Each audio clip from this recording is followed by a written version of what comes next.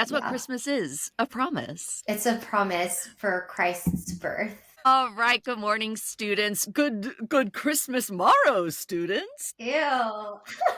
Don't do that. I'm Ebenezer Lauren Davis.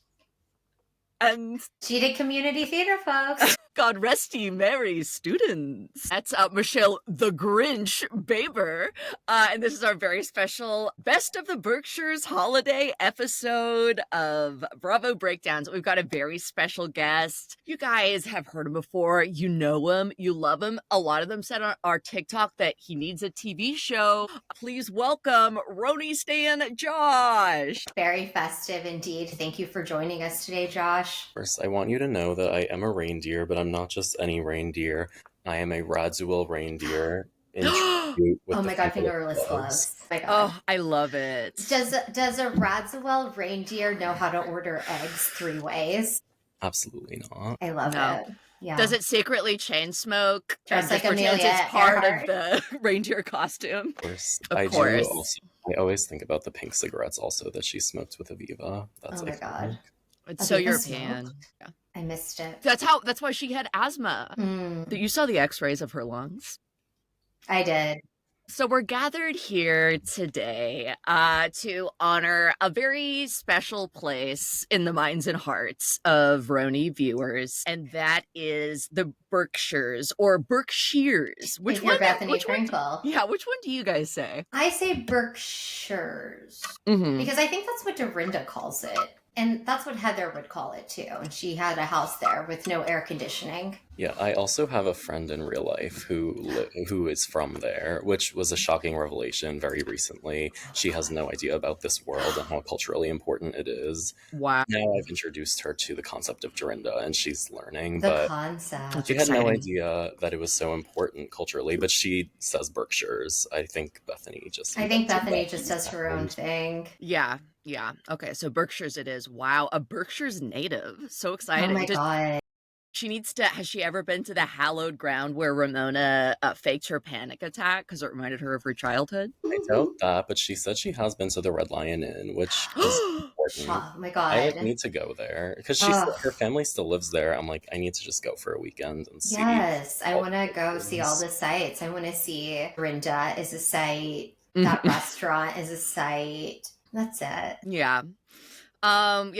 Perhaps the most famous monuments are the two we both spoke of, both the Red Lion Inn, which is where Dorinda used to work as a teenager in the Berkshires, and then we had Red Lion Inn bartenders and staff in season 12. Roni visit Bluestone Manor, and then we visited Red Lion Inn on Ultimate Girls Trip, and then of course Bluestone Manor is number one. Number one on the call sheet. Number one on the call sheet. I feel like it's the most famous house in pop culture besides the Overlook Hotel. Well, I mean, in all of pop culture, I think a lot of people would probably disagree with that. Well, no, but like, what name another house? Like, what other than like Amityville Horror, Overlook Hotel, Bluestone Manor? Those are the 3 houses. Gryffindor. Yeah.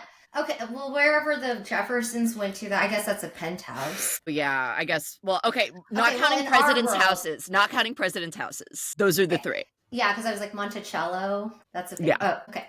Yeah, okay, in our world, it's the most famous.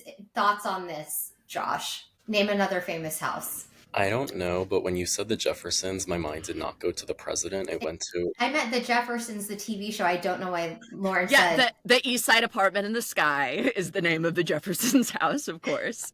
Yeah, it's not presidential. Okay, well, still, my point still stands where it's like all famous spooky houses, like they have to have a name. Yeah. And that's what's so interesting about the evolution of Bluestone Manor. It's like it became during Dorinda Medley's seasons. Like it started off as just like, oh, a cheap place for us to do a second trip on Real Housewives of New York. But then slowly it evolved into realizing that this was actually a haunted house of horrors on top of But it's a Christmas miracle. A Christmas miracle. So it really has those dueling themes. What do you guys see it more as? Do you see it more as a spooky place of trauma and ghosts? Or do you see it more as like a warm Christmas country house?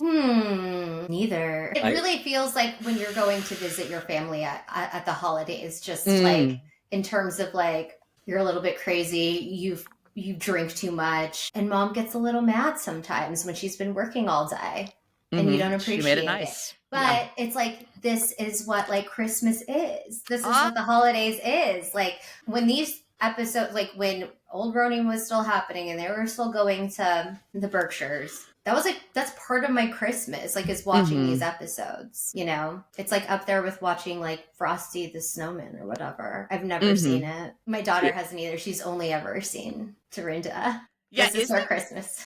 Is there a Frosty stop motion movie? I think so. Yeah, he melts. Yeah, because I was like, there's not much story there. I don't know if it's a stop motion, but I don't care. Okay, so you're saying for you, Berkshires, it's more like it encompasses like a dysfunctional family Christmas where like there's love, there's partying, there's drunkenness. Pills, there's fish. And there's also like horrible blowout fights. Yeah, there's Republicans. Yeah, that's my Christmas. What about you, Josh? What does the Berkshires mean to you? I always see it as a more of a Christmas thing, so that's why I was surprised when Dorinda was opening the doors for $500 about 2 months ago at this point. It was for It was for Halloween. Yeah, for Halloween. I don't view it as a Halloween event. I view it as a Christmas event. And I would have paid the $500 to go for Christmas. So Dorinda, if you want to make that a thing, yes, I want to go there so badly for Christmas. You have no idea. It would be special. But $500 for Halloween is hefty. I don't get that fully. I don't get it. Yeah. Unless there's that Bethany screaming statue, then maybe.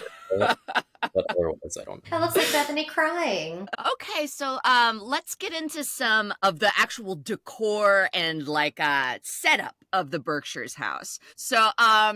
So we've got different opinions from people on the franchise. At first, it's like it stands in stark contrast to Heather's Berkshire's house, which is shitty, and everyone's like really impressed with the decoration and like how nice it looks and how ritzy it is. So yeah, and again we have this dichotomy of like it's part like beautiful Tudor style English manor, but then inside there's also some like scary real gothic tacky dungeon, and like tacky purple couches, questionable artwork. Overall, Christmas trees with flowers, with roses. Overall, would you put the Berkshires like design, architecture, and home decor into your naughty or nice list? And then we'll get more specific from there. I would put it in my nice list. I like tacky. I really do. I'm not even saying that it's tacky. Like, I like it.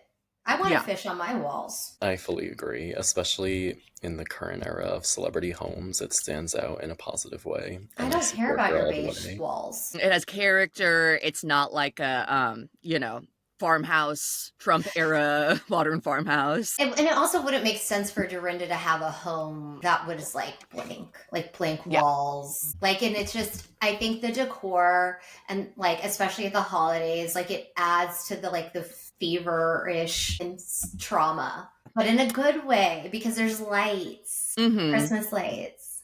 All right, let's get more into the nitty-gritty of the design details. Okay, so it can be in your made it nice list or your naughty pine list. All right, so where would you put the 7 themed bedrooms? Am I ranking them? Made it nice or made it naughty? Oh my God. Okay, I would put them in make it naughty, but I like that. Yeah. Like naughty in a good way. Yeah, like naughty in a good way because it stirs up crazy in the girls, like the fish room. Yeah. What about you, Josh? I don't even think it's naughty in a good way. I'm all the way in. If somebody doesn't have bedrooms when I'm visiting them now, I'm disappointed, and it's all Dorinda's fault. Yeah, I love the idea of themed bedroom. Okay, so then made it nice or naughty pine, the horrifying row of green porcelain monsters on the fireplace mantle. Are those monsters? They look, I can't tell what they are. They're kind of like faceless and they've got like weird blob bodies. I thought they were just necks. I knew they were statues. I think they're like real jade, aren't they? They look, they look real. I'll put them in the nice list because they're probably worth a lot of money and probably Richard brought them to her when he was a balloon or something. I agree. Nice list for me. I support it. Okay. Naughty list. They creep me out. All right. The iron medieval castle sconces and low-hanging medieval Game of Thrones chandelier. Naughty or nice list? I don't even know if I remember that chandelier. I mean, I guess I can see it. It's in like the dining room. It's like Oh, yeah, very yeah. low. I mean, I'll put it in the nice list. Me I too. like all of it. I don't think I would put anything in the naughty list because it's given me so much. Okay, well, this is the last. Then we'll just skip to the last one. Bethany's appropriative "chillin' with my nomies" sweatshirt that she wears in the Berkshires. Okay, that goes in the naughty list. Yeah, that goes in the naughty list. Naughty list. Yeah. Okay, so we can really learn a lot about my nomies. Chillin' with my nomies, and then the fact that we spend so much time on it during the episode, right? And even like Bethany is like, this fucking dumbass Ramona probably doesn't know what it means. Fucking dumbass. Yeah, she's such a fucking dumbass. It's like, jeez Louise, she's such a fucking racist. So yeah, so we I feel like you can really, like, when I was rewatching these episodes, I was like, wow, you can really learn a lot about, like, if you just watch the Berkshires episodes, you get a really good idea of what's happening overall in the show itself during the golden years of Roni, like 7 through 12. Yeah. So let's kind of go through all of our Berkshires trips. So our prologue, BM, before Bluestone Manor. We have Heather's Berkshire's house in the summer that we visit, which is kind of just a setup for all of the important Bluestone Manor stuff that will happen before. Right. And while this gave us like some all-timer moments, like learning that there's not central air in her home. Yes, and Sonia and Ramona ordering the air conditioning. They had to pretend to be blue collar. Yeah. And install an air conditioning unit. Yeah. The throwing the glass, the Ramona breakdown. It's like still, it's all coming from our main cast, you know? It's like, look, Heather's not really giving any of it. These girls do not belong in the Berkshires in the summer. They belong in the Hamptons in the summer and the Berkshires in the winter. Exactly. Yeah, Berkshires in the summer was just a little too camp. We can't do it. Camp Ottawa. Get these girls back to the Hamptons. Exactly. Yeah. So then that brings us to season 7, which is our first Bluestone Manor and our first intro to Dorinda, who is just like, these ladies are so much more at home there. And it shows that Dorinda is just so much a better fit for the cast. She's a good hostess. Yes. For these type of people. Yeah. And so, yeah, our first time there is like Dorinda's birthday party, and like everyone's very impressed with Dorinda. And we need to talk about this. This is important, and I want to get Josh's thoughts on it. Okay.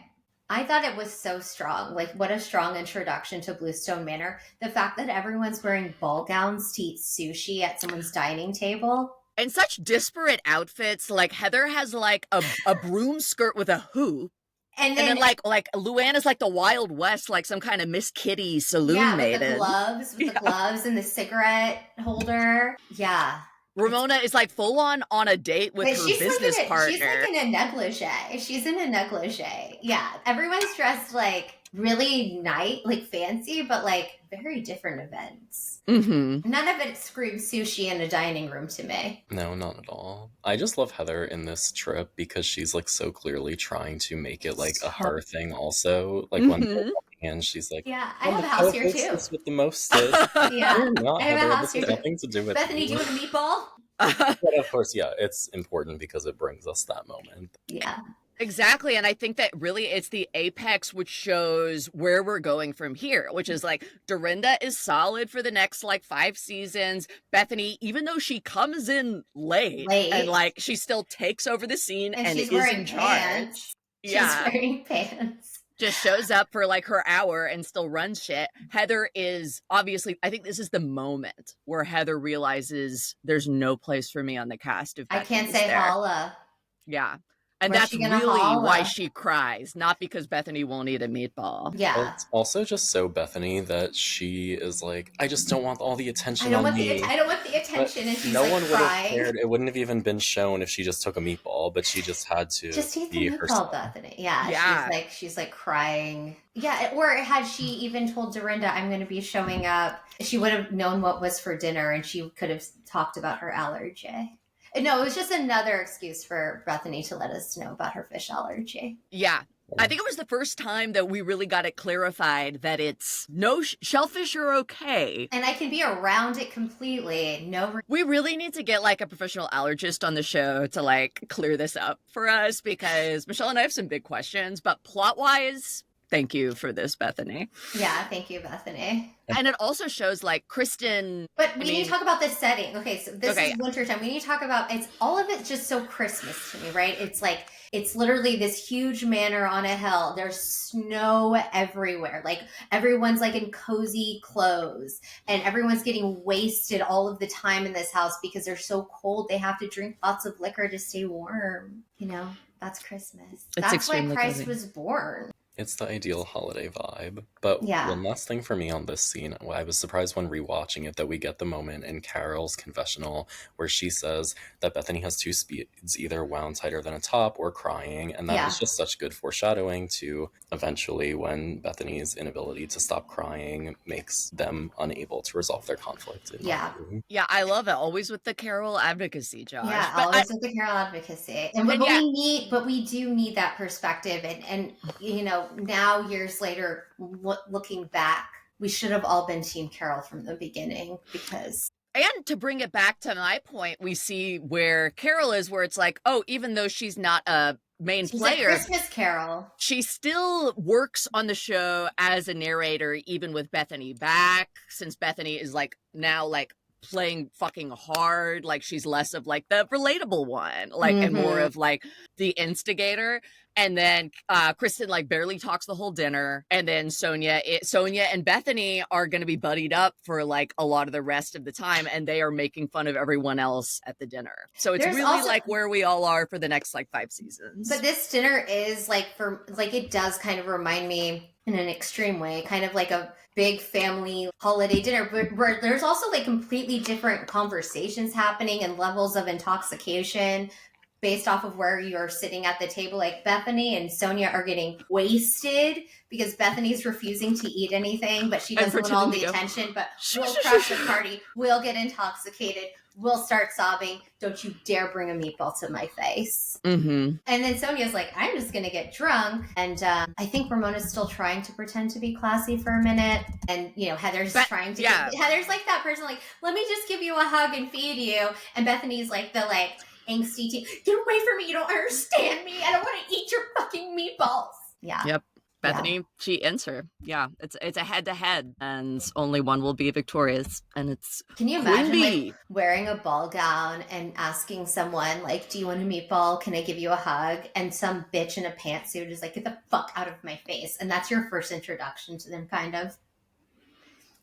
And it's the first time they're in this home. You know? Do you guys think there was anything Heather could have done? No. Well, no. I think Heather, because of who she is, she can't be a housewife that's not, we've seen this. Like, she can't come back and just be like the fun friend of, she has to be the control freak. She has to be the center of everything. She's so type A. And so she and Bethany, like immediately after meeting, it's like, nope, only one of us can be on the show. Yeah. You know? And yeah. We find out in the Berkshires. Yeah. It's going to be Beth. It's going to be B. What about you? What do you think, Josh? No, what could she have said? I don't think there was anything. I think her and Kristen, I think, were both sabotaged by even being included in this season because they stood no chance. Do you think if Heather had, instead of offering Bethany a meatball, had offered her skinny girl ham, do you think that could have been the olive branch that skinny girl ham? Maybe.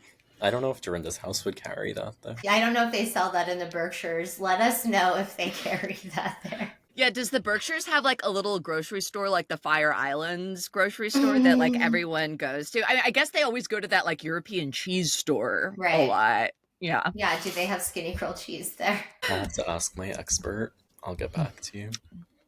All right, let's move on to season 8, where Bluestone Manor, this is where it really comes into its own as like a scary, trauma-haunted house. Because what happens when Ramona brings her special guest, her dog that poops everywhere. Remember that? That's like as soon as you walk in, or as soon as Ramona walks in with her dog, she's like, oh, it's so beautiful here. Like there's Christmas trees in every room. There's little nutcrackers. It's like the perfect mix of like beautiful holiday decor and just like tacky, and it's just like mixed everywhere in this really elegant home. And then it's like Ramona being like, oh, and her dog taking a shit and her doing nothing about it, pretending it didn't even happen, and it continues to happen. A harbinger of shit to come.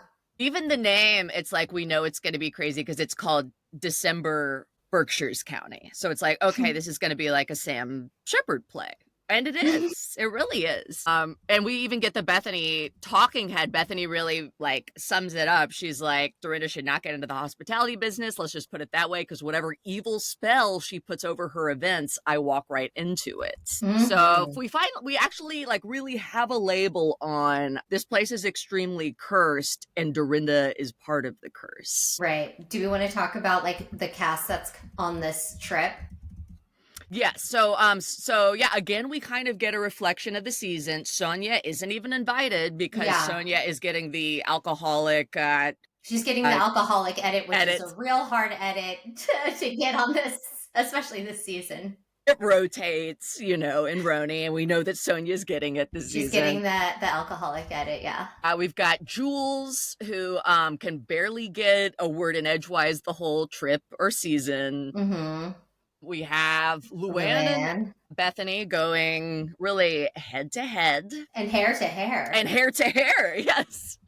And then we have Dorinda, where everyone is really deferring to Dorinda. Like her role is really hostess. She's really like, this is your mom. Like, this is her home. You're here for the holidays. Like, she puts stuff in your room. Like, you know where your room is. Yeah. And kind of she's expected to be the voice of reason, where Luann's like, why didn't you step in and defend me, Mom? And Dorinda's like, what? The kids are fighting. Do you get those vibes, Josh? Like that it's like Dorinda's kind of like the matriarch and everyone else is like her children for the weekend? I do, but I don't feel bad for her because I think she wants it that way. Oh, she loves it.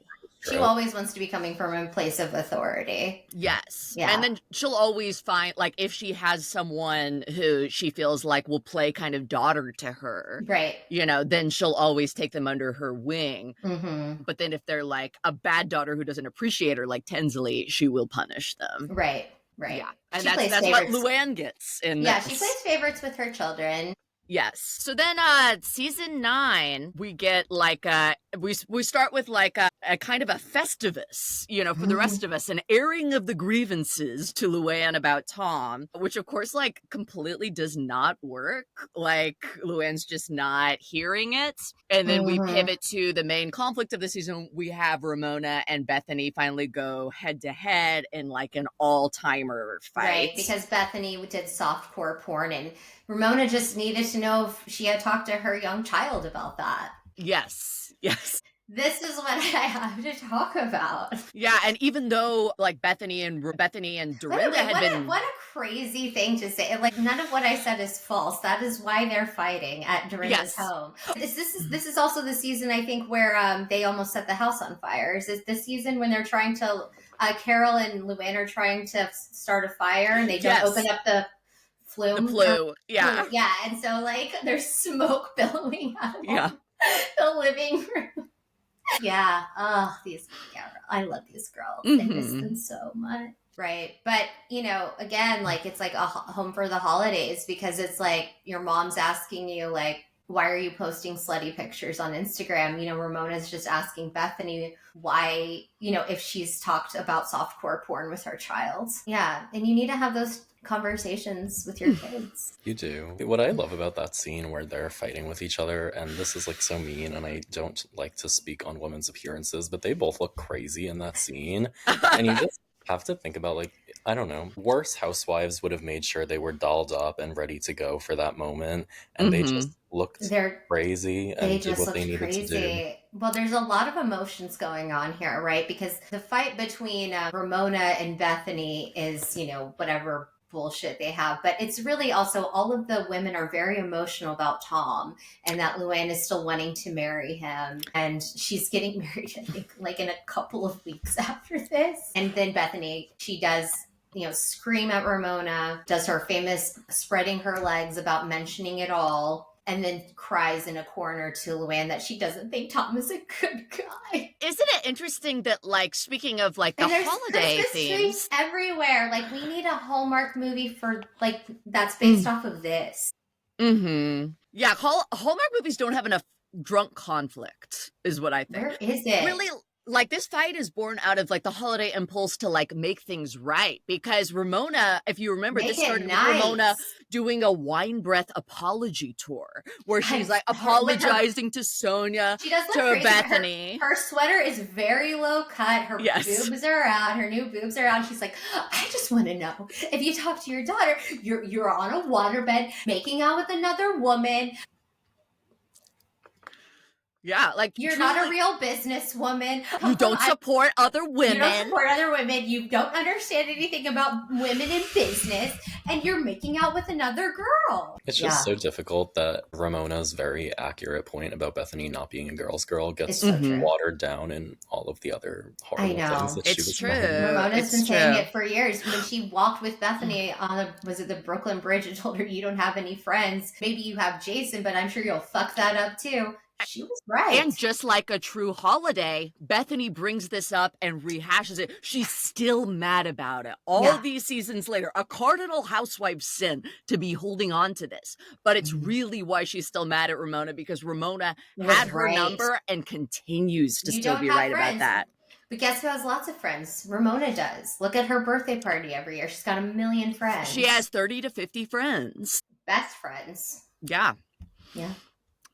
Which brings us to season 10, perhaps the most controversial Berkshires season, because we did have a bulk of an episode and a second episode wasted on, unfortunately, a murder mystery dinner party, which that's always tough for us as Housewives fans, the flappers, the wigs, like not another one. I know, but it is funny to see, Bethany in her full costume, like, getting mad at Carol. Yeah, I mean, it always does make fights better to be in costume. And I would argue, like, the Berkshires, of all places, is the best for a 1920s murder mystery. Yeah, it almost doesn't look like they're in costume. Yeah.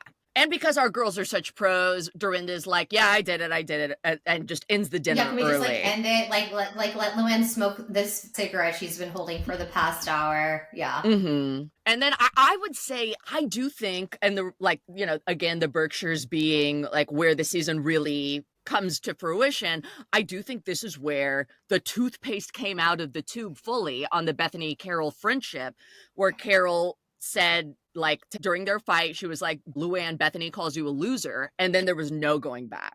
Right. I think that was when it was truly over. What do you think, Josh? I agree. When I watched this season initially, I didn't know if they resolved their things. I had no idea what was coming. And I was hoping before this that it was just like a little thing that would blow over. And then I agreed. This is the moment that I was like, oh, wait, they're not resolving this. They'll never, things will never be the same. And maybe it was because, like, the Bluestone Manor really haunted their friendship after this. Yeah. It's where they were closest for a while, that we have so many moments over the years of Carol. It was just Carol and Bethany against the whole house at the Berkshires, right? Mm-hmm. Like, even that, it was season 8 where it was the famous hair, like, you're copying me, and how big of a whore Luann is. And they're just laughing. Everybody. They're laughing Carol, hysterically in the bedroom. Yeah. They're like, oh my God, my hair does look like hers. Yeah, and then Carol's like, Luann can't spell pedophile. And they try to leave without saying goodbye to everyone. And they're just like two fun girls. So sad because they're such a special place for them as a duo, and then right. But it's probably better this way, especially now. Imagine Carol being in that 4 Seasons hotel room with Bethany and her shellfish. Yeah, she's so shellfish. Also, sorry, I don't want to get. We've been doing such a good job staying on track, but did you see that Andy and Carol apparently made up? Yes, he messaged us. That was the best news I've gotten all year. I'm so thrilled. A Christmas miracle. It's a Christmas carol. And Andy. Well, because I don't know if you guys were... I don't know. This happened like a year ago. There was like a blind item somewhere that made it sound like Carol and Bethany were friends again. And I was like, no, please don't ever do this. There's not a chance. It was not true. But that was like, that happened. And I was hoping at the time, I was like, no, please, if Carol's going to resolve it with anybody, let it be Andy, not Bethany. And it came true. I even found a Bravo wish list that I made at the end of 2022. And it had on it that Carol and Andy would resolve things. And so I feel like I put this into the universe and it finally came to fruition. I'm so thrilled. And also, I don't mean to be like a conspiracy theorist, but do we really think that this would have came out in People the weekend of Bravo Fan Fest if there weren't some kind of implications for Carol and Bravo? There has to be something happening. I mean, not to veer too far off course here, but the new Roni, sometimes I wonder, should we still require the new girls to be going to Dorinda's at Christmas time? Word. And what would happen with the dynamics if they only had a Bluestone Manor? That was like the thing that helped those later seasons. I mean, honestly, why didn't they, for the Roni reboot, why don't they go to Bluestone Manor? You're just going to do a new show with new people at Bluestone Manor, and like that's going to, you know, with a bunch of like random 20-year-olds who are all going to sue Dorinda for like emotional trauma. Bring in the Roni girls where they won't sue. They want to be famous. Like that makes way more sense. Make them work like a bed and breakfast. Yes, that will get them on their side. They don't have these. There was something about Bluestone Manor that was so special because it really did some of the most amazing scenes and episodes are from these seasons when they were at Bluestone. But it also it did really interesting things with the dynamic and the relationship, and that it was also as just a viewer and probably maybe as cast too, it's we know we're going to go here year after year and we're going to see the evolution of Dorinda as a host and with the Fisher, all of these other, it really was it was a character on the show, right? It was. And so when they had the new Roni, it wasn't just we don't have these cast members anymore. We lost Bluestone Manor. And that's a big loss because no other franchise really has that, you know?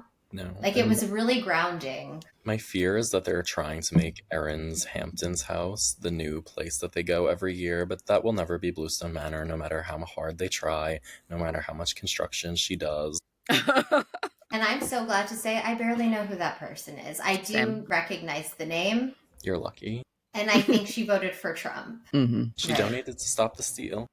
Oh my God. Okay. You know what? We will only forgive that when it's someone who has dog his shit in Bluestone Manor. It's the only time. Yeah. And Carol shows up and she's like, is anyone going to say hi to me? And there's dog shit on the floor. Oh, yes. To tie it in full circle, this is the season where Bethany got Carol the Not My President sweater for Christmas. As a peace offering.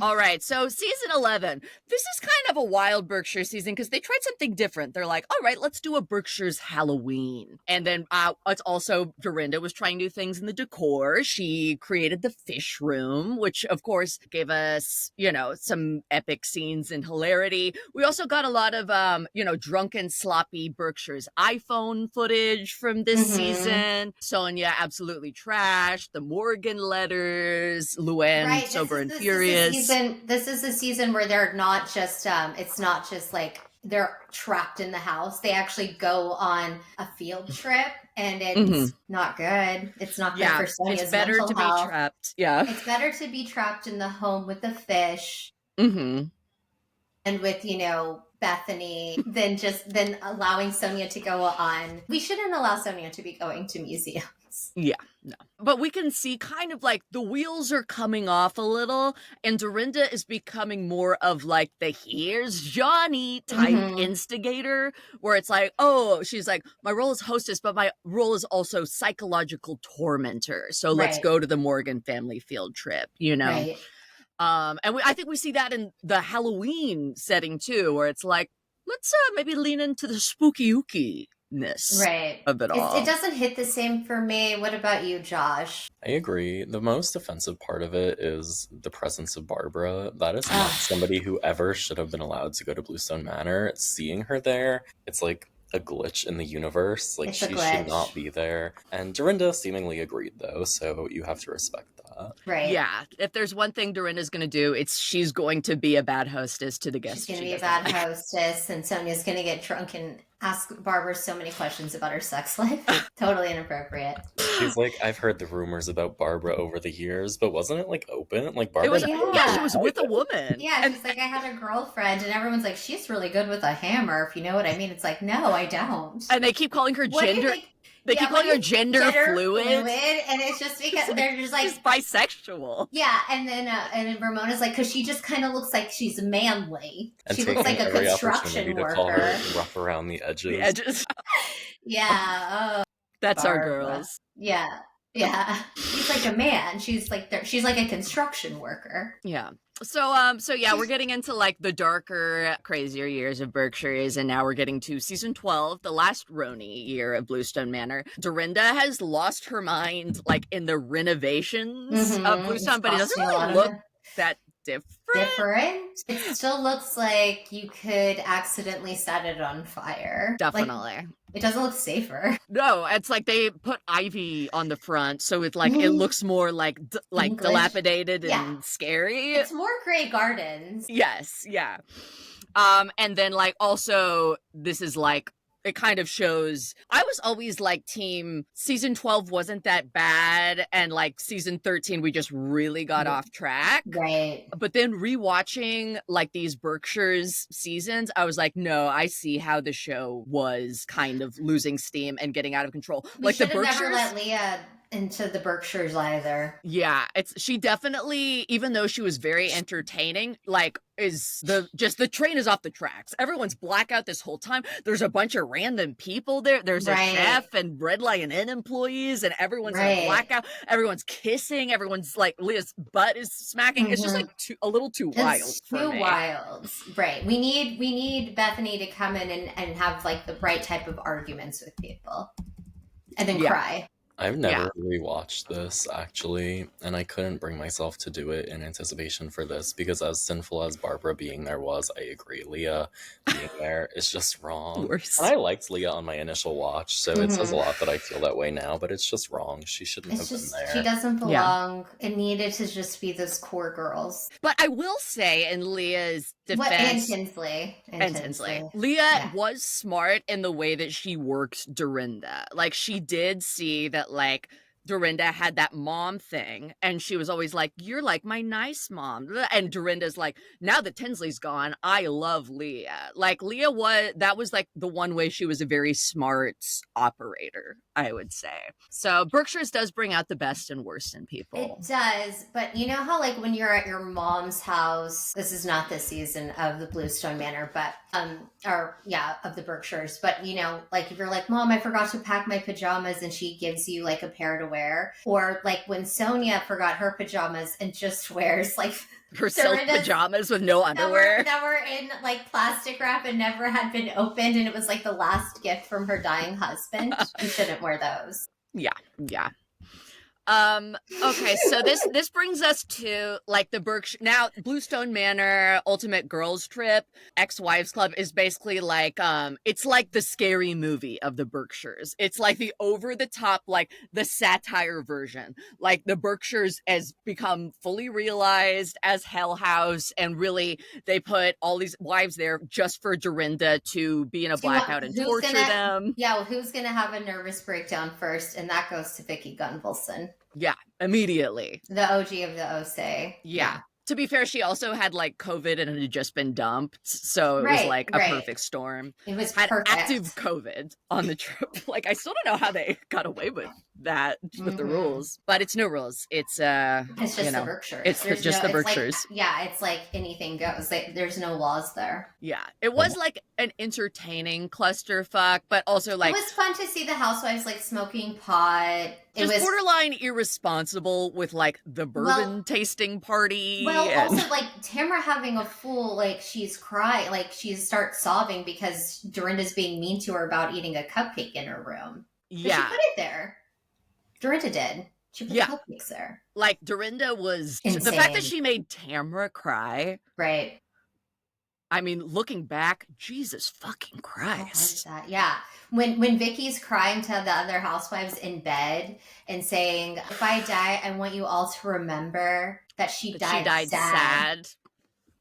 And okay, how funny and sick was it for Dorinda to put Tamara and Vicky in not even in a bed. They were in a pull-out bed that they shared. Like, you would think that Vicky also, just number one, being sick, she would have had her own room, and also being like the first housewife ever of all of the franchises, like a little respect, but no. And she's also, in a hot pink pull-out couch.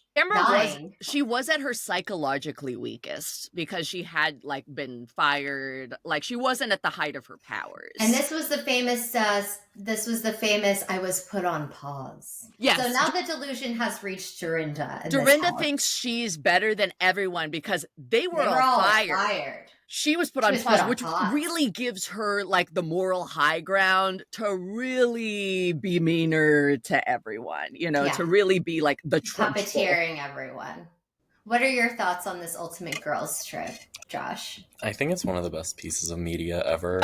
Love it so much. It's such I love it. Dark passionate when Jill shows up late and tries to do the hi, and only Brandy knows what she's doing. It's like everyone is uniquely tortured. It's like a Saw movie. Everyone's tortured in their own. Yeah. No, Jill's, that will never be as iconic as she thinks it is. And I just love that she will stop trying. But also with Jill, an under-discussed aspect of the trip for me is the like Jill and Dorinda feud that was quickly being set up for the Roni Legacy show that we never got.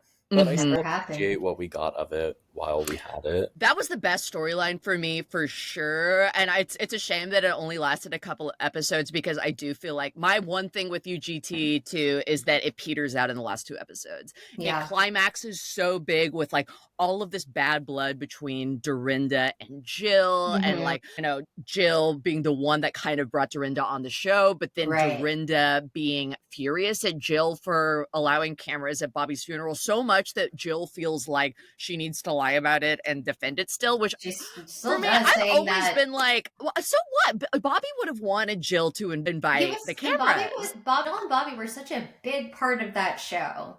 Yeah. He's still one of the best house husbands ever. But because Dorinda is so cruel about it to Jill and so like wants to throw their friendship away just because she like invited the cameras and then like is lording the fact that she was a housewife longer over her. The cameras were not in the actual funeral. They were just they're just outside. Yeah, that's it. They weren't like watching. We didn't watch any of the service. Yeah. I mean, do you think there's something deeper to it, Josh, other than Dorinda being like weird about dead husbands? Yeah, do you think it's just like she wants to be the ultimate widow? Maybe, but she was never like that with Carol. They were always that's true. Over it. They did. They went to London together. I don't know. She just doesn't like Jill. She didn't like anybody at that point. She wanted to take any opportunity to rage at a person on camera. She was mad. She was a woman put on pause. Yeah. Also, this is such a great trip for Brandy. I know we're focusing on New York. Yeah. But it's so sad that she wasn't able to then capitalize on how good this was for her. So funny. I mean, when Dorinda's raging at Brandy at that dinner at the restaurant, and then Brandy kind of just like walks away. You should be kind and blissful. That's like my favorite Dorinda line.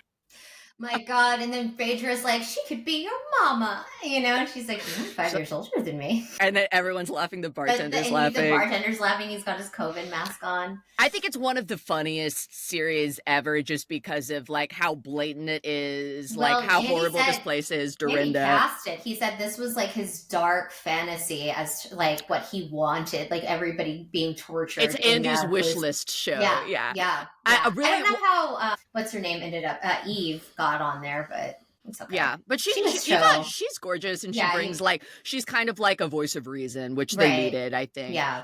An underrated, really funny line is when Becky realizes it's an 11-day trip and she goes, What? She's like, I had to spend part of this in the hospital and talk about death. So good. So many really funny moments. So funny because it's like not Christmas time, but Dorinda's like, it wouldn't be the Berkshires, it wouldn't be Bluestone Manor without Christmas. And they're like, okay. And she's like, still has like the Christmas, it's just the Christmas tree. And yeah, her master of ceremonies, like making everyone run a different part of like, and now the workout part and just keeping everyone on schedule. Now it's time to work out. Now it's time to taste bourbon. Now it's time for me to open everybody's lobsters. Now go in this hot air balloon. It's so demented. And don't you dare bring food to the rooms. Yeah. Also, but it was so over the top that it was like already a harbinger of things to come where it's like Bravo's still in litigation over like That's serious. We'll never get that show back. Like, we'll never get Ultimate Girls Trip back. I don't think it's ever coming back. Yeah. I'm glad we had this. And I'm glad that we had the St. Bart's again. You know? Yeah, we're lucky. Not season 3, though. That could have gone down in garbage with the other one. Oh, was that Thailand? I liked the first couple episodes, but yeah, Ultimate Girls Trip always peters out. Other than season 1, which never really got started. I barely even remember season 1. That was with like Teresa and Melissa. Yeah. Yeah. It wasn't good. It was boring. It was like faves, Bravo's favorite girls. Yeah. Yeah, Kyle. Yeah. All right, so let's get into. Oh wait, sorry, Josh. What were you gonna say? I just have to ask if you guys have been practicing your pretending to like Kyle and how it's going. If so, that's our New Year's resolution. Well, no, but this season Kyle is the villain, so actually we kind of got out of. I feel like liking her because right now they don't want us to like her. Yeah, because finally Dorit is actually saying, "You're boring" in different ways. You won't allow us to have real conversations on camera. Yeah. She won't even say Morgan's name on camera anymore. It's crazy. And the editors definitely are showing us that's stupid. You know, yeah. Finally, I feel like we've got them on our side a little bit. Do you like this new season of Beverly Hills, Josh? I'm loving the season, but I'm not loving Kyle. So that's also going poorly for me. But I agree. I don't think this is really a season where we're supposed to be on her side. Yeah. Right. I don't think that we're gearing up for the Kyle takedown on like a Lisa Vanderpump, level, Lucy Applejuicy. Right. I don't even know if it'll be that. I don't know if it'll even be that good of a season, but at least Dorit is bringing something. At least she's like going through the motions of let's finally have a season. Let's have a season. My husband's he's not here. He's an alcoholic. He's a really big alcoholic. Yeah, we'll see. I don't want to get my hopes up. What do you think, Josh? Do you think it'll be... I always like Beverly Hills more than everybody else does, so I think I will love it, but I don't know if everybody... See, I haven't liked it in years, and I really liked the first episode, and I told Lauren that. It was really good, and I texted you, Lauren, and then you didn't respond, so I was worried, and then you told me I liked it. You don't trust it. You don't trust I didn't like episode 2. I thought it was very boring. I haven't seen episode 2 yet. Open mind. I'm keeping an open mind. I guess Dorit has to smoke a cigarette every episode, though. Yeah, for it to be good. That should be in the contract. It really should. It really should. Yeah. Yeah. All right. So, let's get to the parts where we do a mention it all quiz. Now, this is testing your Bluestone Manor knowledge. Who said this at Bluestone Manor? And you will get bonus points if you know the season or the context in which it was said.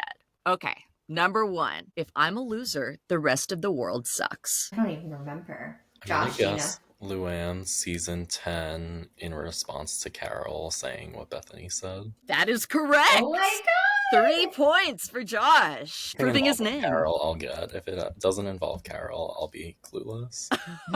All right. So number 2, she won't let me help so she can eat nothing. She won't let me help so she can eat nothing. Was that Dorinda? Heather, season 7. Heather, season 7 is correct. 6 points. God, you're so good. All right. Number 3. I always have mispronunciations, ...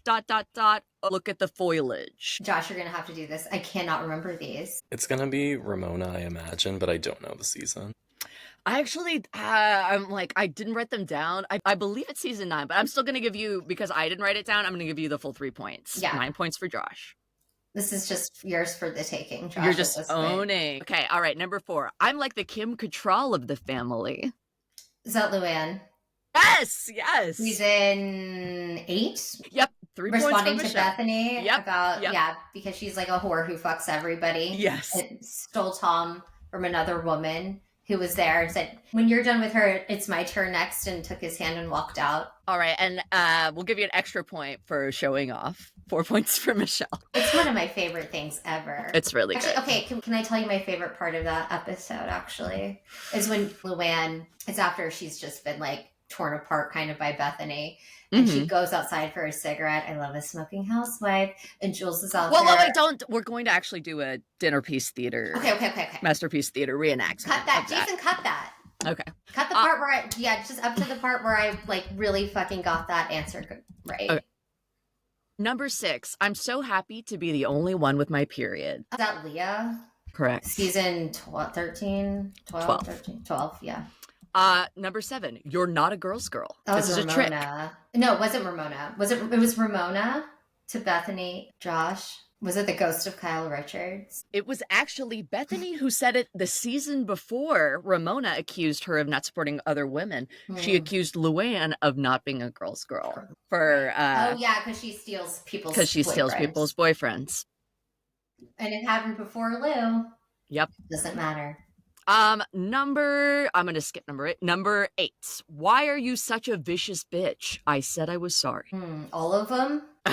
All of the above? Is that something in the Carol and Bethany fight in season 10? But I don't know who said who. Vicious bitch. Who would say that? It wouldn't be Sonia. Would it be Luann? No, would it be Dorinda? It's a hard one. Is it, Tamara to Tinsley? Dorinda? Is it Tinsley? It is Ramona to Bethany, and the mention it all fight the beginning of it. All right, number 9. Put the dog down, Sonia. This is another trick question. Was it Dorinda telling her to put the dog down? Mind her manners? It was both Ramona and Bethany because she still won't put the dog down. Okay, bonus round. Who actually cooked, cleaned, decorated, and made it nice? Dorinda's housekeeper. Whose name is? Consuelo? Lynn. Cut that, Jason. Okay. That was almost as bad as when Kathy Hilton was on Watch What Happens and said Live. the lady. She said that he was showing her pictures of celebrities. Oh, yeah. Lizzo. He showed Lizzo, and is that Precious? Precious, yeah. And she's like, it's because she's precious to me. Because she's precious to me. Okay, so now I thought we would do a little awards section where I have some nominees for each Berkshire's Awards category, and we can decide amongst ourselves who we want to give the ultimate prize to. This is the first annual Berkshire's Award. Okay, so first the I Made It Nice nominees for Best Line Delivery are, now Dorinda will come around and deflower your salad for you. Colm Cowie, the chef, season 12. You fuck everyone! Bethany Frankel, season 8. He's an operator. He's a little boy from the Midwest. That's who he is. He lived with my niece for 6 months on our couch. Luann, season 10. Are you kidding me, Bethany? Are you kidding me? Are you kidding me? Are you kidding me? Ramona, season 9. Don't touch the Morgan letters. And then mention it all. Bethany lays on couch, spread eagles. Odd. I know, it's tough. Some all-timers there. So for me, this is painful. I'm going to have to do mention it all. It's just so iconic. And you can if I hear the word mention ever, I always think of Bethany's spread eagle. Yeah. I can't help myself. That's fair. That is very impactful, but I would say Ramona for me personally. It's very like, the whole time you were. The whole time you were. Mrs. Stalker. The whole time? The whole time? The whole time? Oh, this is so hard because I'm the tiebreaker, but I do think we use mention it all more because it's the same way we use and now we said it more. It's just very applicable in a lot of different situations. I do have to give it to Ramona. You're giving it to Ramona, not to Bethany? Ramona. Ugh. All right. So, biggest waste of manner, number 1. First nominee, Murder Mystery Dinner Party. Number 2, Everyone's Ugly Wigs at Murder Mystery Dinner Party. Number 3, Carol and Bethany's awkward fight after Murder Mystery Dinner Party. And number 4, Barbara, season 11. Barbara. Actually, it's so funny that when you said this earlier in the episode, I was like, this is going to come full circle. Barbara and her hammer.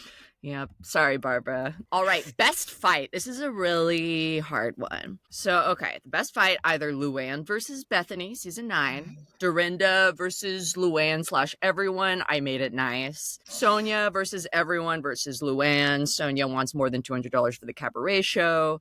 Ramona versus Bethany. Mention it all. Or Elise versus Ramona and her 50 best friends. I mean, obviously not the last one, but I think clearly for me, it's I Made It Nice. It is the most iconic thing ever said in that home. Yeah. I can't argue with that. It's very generous that I Made It Nice. The fact that she's also holding the Grey Goose bottle and she's like, this is a waving disgrace.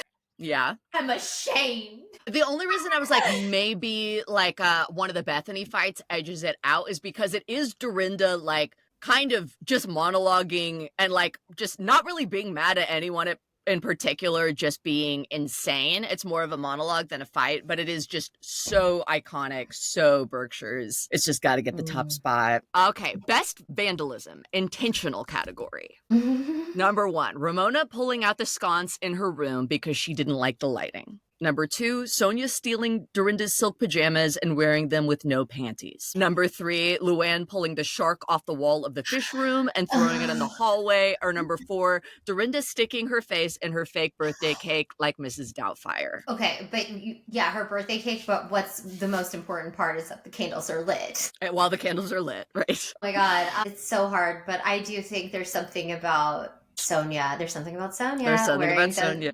Like those silk pajamas from Dorinda's dead husband. Mm-hmm. Yeah, it's my favorite.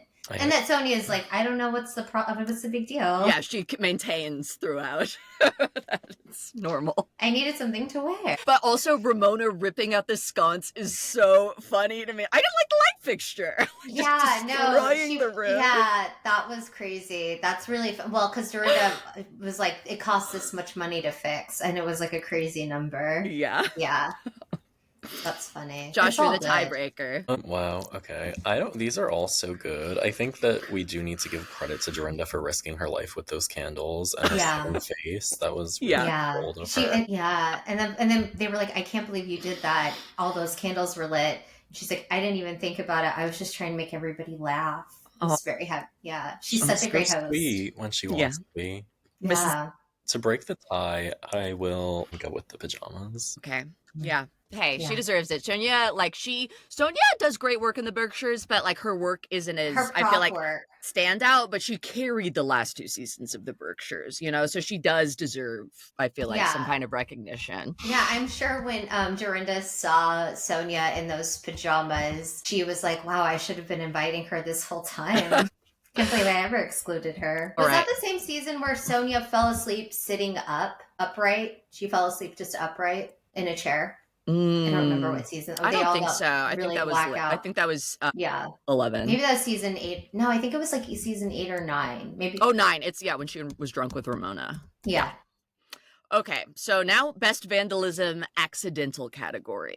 Number 1, Ramona spilling meat juice on the velvet chairs in the dining room and refusing to clean it up. Number 2, Ramona clogging a toilet and 2 other housewives help her fix it without gloves. Number 3, Sonia humping Dorinda's inflatable ghost decoration to deflation. Number 4, Tamara and Vicky eating the cupcake that Dorinda left in their room. Ultimate girls trip. I'm gonna choose Ramona spilling meat juice because that's, I think, the scene where it's clearly she's taken some pills because she's being really over the top with a lot of things. She's like, Dorinda, this chicken is so succulent.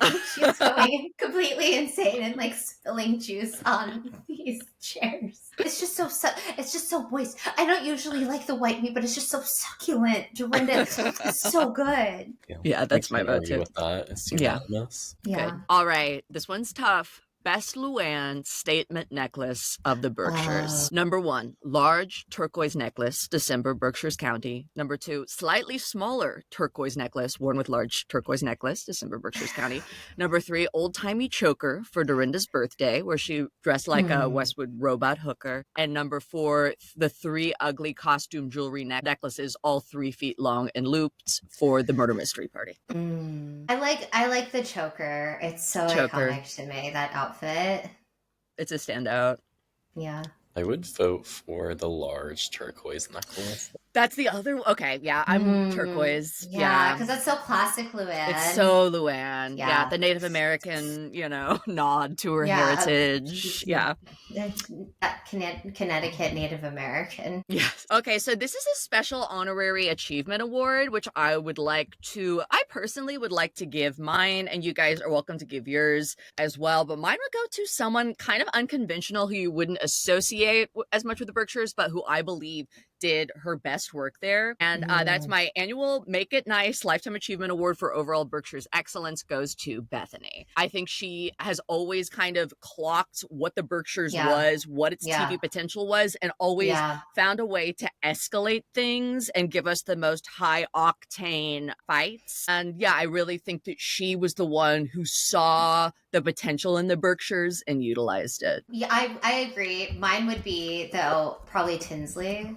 Even though we don't think about a lot of like iconic moments with Tinsley, she's just there and she's so funny. Like, I feel like when things are getting really heavy and there's things getting escalated and fights, and there's something about Tinsley's level of drunkenness, which is always very high, but always very funny. There's like one season of the Berkshires with Tinsley, and she's been on antibiotics all week, and she's still on antibiotics while she's there, and she is trying to debate what to drink, if she's just gonna go ahead and have the vodka, or because she's on antibiotics, if she'll just have red wine. But she has both, and she gets very, very intoxicated. She's like the, like if it was a play, she's like the quiet, drunk uncle who has like the occasional like really LOL. But I love having her there.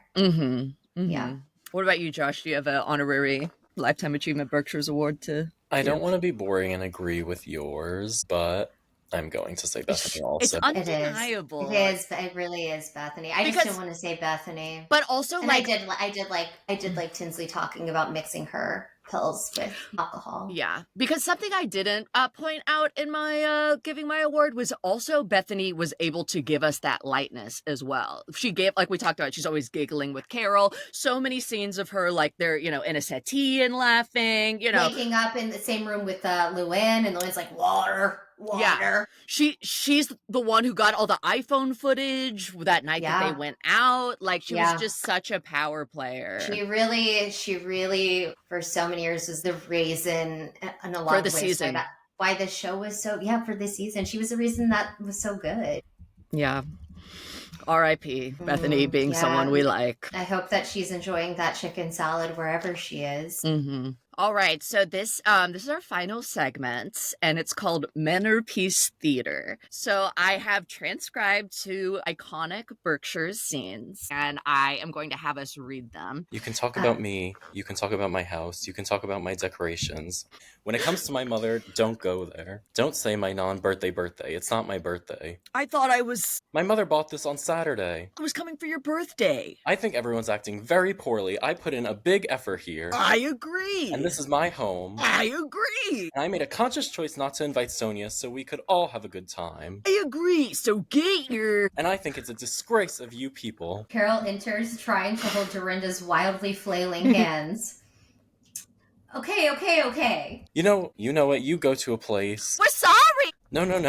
You hold things to yourself. I cooked all day. I decorated. I did it nice. I'm ashamed. Luann pounced cuntily. If no one can behave themselves, then you'll all go home. I give you permission. Because I decorated, I cooked, I made it nice. So go home, everybody, go home. You want to talk about my mother's birthday cake? That's sacred to me. Well, I was called a slut in your dining room. I didn't know that. I want this to be... The rest of the cast physically tears them away from each other as if scared they will come to blows. Who cares if you're a slut or not? Give it up already. And scene. Wow. When you really look at the dialogue, I'm like, this is a play. Like, this should be... When I reading that, I could just hear, like, Christmas classics in my head. Like, Silent Night.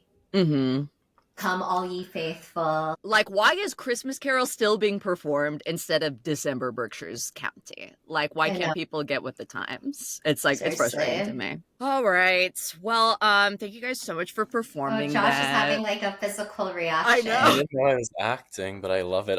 Seeing Dorinda's lines written out in text, it's so powerful. funny how, like, not coherent they are, and this is like one of her more coherent scenes, I feel like. Yeah, do you think that's why it's such a famous scene? It's because Dorinda sort of makes sense. Like, you know, I'm thinking of like when she gives that toast at Tom and Luann's engagement party. But she also is like fully wrong when they're like, it's your birthday, and she's like, no, it's not. Like, Yeah, her non-birthday. Yeah, it's like people are genuinely confused about it, and she obfuscates that and just creates a big scene, and everyone's like, okay, forget about it. Like, she's such a delightful bully. She is. I miss her. She was so good. When she was good, she was so good. Yeah. And when she was bad, she was pretty in bad. a blackout. Yeah, it was pretty bad. Too many martinis.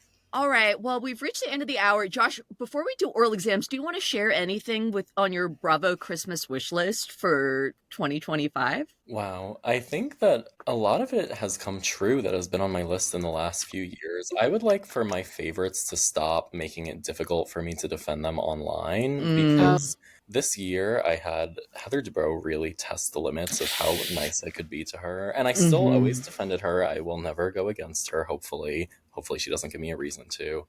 But the people in my comments were not happy with me at how much I was defending that lady. But I'm still ride or die for her. But I would like, a lot of my favorites also left their shows this year, like Candace and Kenya. And then the ones who are still there are like Heather and Meredith, who's also not always the easiest to defend. So I would love if they would make it easier for me to do what I like to do. This is my wish list for 2025. More celebrities with reality shows. Like, they need to really realize, like, it needs to stop being stigmatized for your career at all. Right. And we need to have the Paltrow reality show. We need to have the Huff reality show. Her and her brother could be on a reality show. I would love that. Where they're not dancing, but we just see their eating habits. I hope the Baldwins break down the barriers between stars and reality shows. We need all of the Baldwins. We need the band of Baldwins, okay? Because we're going to have... Wait, Josh, do you know about Ilaria Baldwin? I do. The Baldwins are from my hometown on Long Island. My high school auditorium is called the Baldwin Auditorium because they're like the legends of the town. Oh my God. Wait, Daniel's a legend in your town. I don't know about him, but... Well, on this show, we've started power ranking the Baldwins. Yeah, Before you leave, power rank your Baldwins. Your Baldwin brothers. Highest to lowest. Do you want me to go first? Okay, so this week, my number one... Okay, so... Yeah, my number one this week will probably... I'm going to say it's still going to be Daniel for me. It's still going to be Daniel. He doesn't seem like he's doing much, but... You know, he needs to be the top for something. He's an under-the-radar threat, like Rachel on Survivor. And he's number 2 is going to be Billy. Number 3, I mean, honestly, there's not a number 3, and tied for last. Okay, no, I'll give number 3 to Alec because I'm obsessed with his wife and I can't wait for the reality show. And he said that he was an asshole on the show and hated it and doesn't even he was like blacked out when he was making it. So I am excited for that. And number 4 is going to be Steven because of his political and religious views. Josh? Lauren, do you want to power rank the Baldwins? But I've actually moved just because of my Christmas wish. I'm moving Alec up to number 1 in my rankings this week to really kind of, elevate him and push other celebrities towards that TLC place. The type of place that we want to see them. Yeah, we want to see Alec turn into like a Mama June type figure. And really, I'm hoping the reality show does that for him. I don't know if I'm personally qualified to rank them. I will say that it's funny that Steven is like the most irrelevant one because he's the one that I'm most familiar with because of his run on competition reality shows in like 2007. I don't even remember what he was on. I feel like he was on Celebrity Apprentice and maybe something else. And that,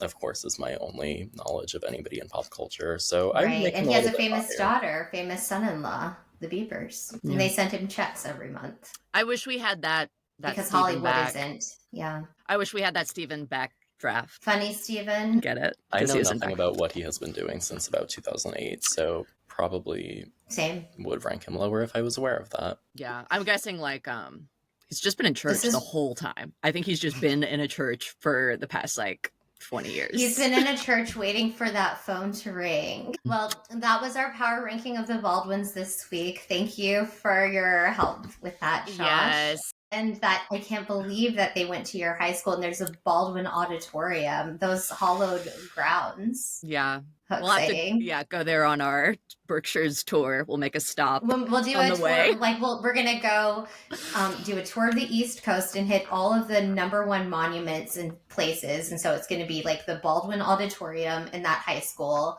and Bluestone Manor. Red Lion Inn.